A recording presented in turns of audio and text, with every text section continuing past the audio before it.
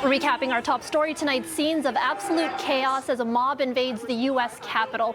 The entire D.C. National Guard has been activated after Donald Trump supporters got inside the building as Congress met to finalize President-elect Joe Biden's victory.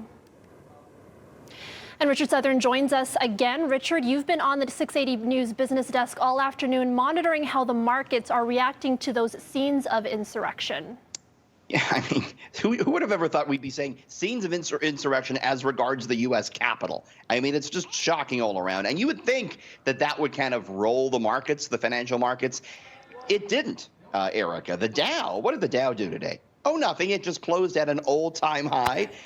Yeah, the Dow was up more than 400 points. You see it on the right-hand side of your screen. TSX looking pretty good, up more than 100. Investors, they kind of brushed that aside, those pictures we're looking at now. They were more concerned with another story out of the U.S., the Georgia runoff elections. Traders like the fact that there is political clarity in the states, that, you know, the Democrats control all houses of parliament down there. And so investors are thinking, well, there's going to be, you know, more fiscal stimulus passed. We saw cannabis stocks rally. The thinking is Joe Biden will pass some cannabis legislation. So that kind of drove the markets today. You know, one thing that stood out to me, Erica, on the, the corporate front, Facebook and YouTube, both within the last hour, have pulled down that Donald Trump video that he put out. That's quite a move, don't you think?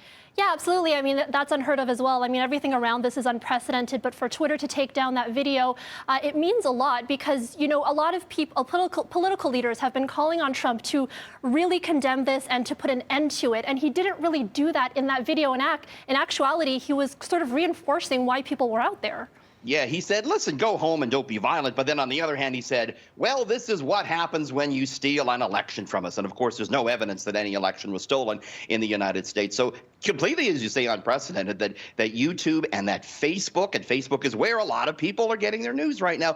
Unprecedented that these companies would just delete that video entirely, Erica. Quite something. And, you know, this protest has now turned deadly. Reportedly, one person has died, and we don't know the exact details around that, but it's just such a violent protest. And to see those images of, you know, these people storming a Capitol Hill and also being able to breach security and get into the offices of Speaker Nancy Pelosi, it's really quite shocking. Yeah, I mean, we have some of the just like mind-blowing pictures, I think, that have come out today. I mean, look at this as something out of a movie. That's inside the Capitol chamber, guns drawn, Erica, the lawmakers hiding behind their seats, getting escorted out of the Senate chamber by armed guards, tear gas being deployed in what is supposed to have been the heart of democracy in the Western world, the United States Capitol, people on the floor. I mean, it's hard to believe, Eric, isn't it? Yeah, absolutely. And right now, you know, darkness has fallen. That's when it gets really critical because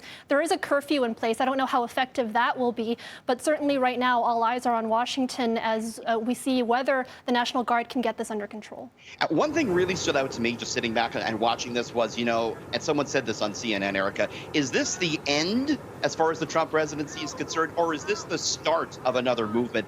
And I think that's kind of the question right now, is it the end or the beginning? But I'm a glass half full type of guy, Eric. I think, you know, good always prevails over evil, and that's where I'm standing tonight, I think. 2 more weeks, Richard. 2 more weeks. Yeah. All right. Thank you so much for joining us, Richard. We'll see you again tomorrow.